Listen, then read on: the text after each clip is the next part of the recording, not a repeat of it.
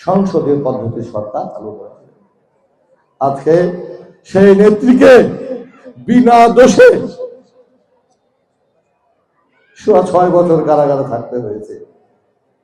উনি স্বামী হারা, সন্তান হারা, তার স্বামী তার সন্তানের স্মৃতি বিজড়িত বাড়ি থেকে তাকে উচ্ছেদ পর্যন্ত করা হয়েছিল।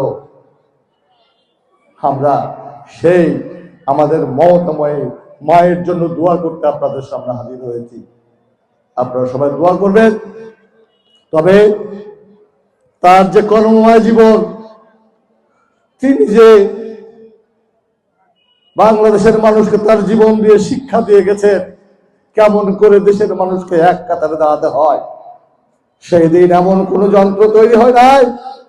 31শে ডিসেম্বর তার জানা যায় যে যন্ত্র দিয়ে মেপে বলতে পারে, গণে দিতে পারে বা কতজন মানুষ সেই জানাজায় উপস্থিত হয়েছিল। গোটা বিশ্ববাসী সেদিন জানাজায় শরীক হয়েছিলেন। 26টি দেশের প্রতিনিধিরা সেই জানাজায় ছিল। এদেশের আলেম ওলামারা সবাই ছিলেন, সমস্ত দল মতের লোক এক জায়গাতে ছিলেন। অর্থাৎ জাতির প্রয়োজনে ঐক্যের প্রয়াস তিনি শিখিয়ে দিয়ে গেছেন। আজকে আমিও তাই এই পবা মোহনপুর মানুষকে বলতে চাই, আমাদের নেতা তারেক রহমান 25 ডিসেম্বর বলে গেছে কিভাবে আগামী দিনের বাংলাদেশ গড়ে তুলতে হবে।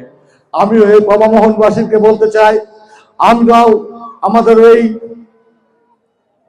ইতিহাসের রাখাল রাজা, সততার প্রতীক শহীদ রাষ্ট্রপতি জিয়াউর রহমান, আপসহীন নেতা, গণতন্ত্রের মা দেশনেত্রী বেগম খালেদা জিয়া এবং আমাদের আগামী বাংলাদেশ গড়ার সুনিপুণ কারিগর যিনি বলেছেন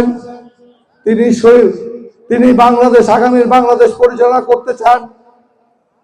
মহানবী মুস্তাফা সাল্লাল্লাহু আলাইহি সাল্লাম যেমন ন্যায় পরায়ণের প্রতীক ছিলেন, ঠিক ন্যায় ভাবে তিনি রাষ্ট্র পরিচালনা করার চেষ্টা করবেন।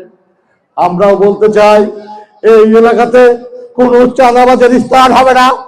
আমরা বলতে চাই, এখানে কোনো মাদক ব্যবসায়ের স্থান হবে না, এখানে কোনো দখলদারের স্থান হবে না। আগামী দিনে ওই আমাদের নেতা তারেক রহমানের 31 দফা বাস্তবায়ন করার জন্য পবা মোহনপুরবাসী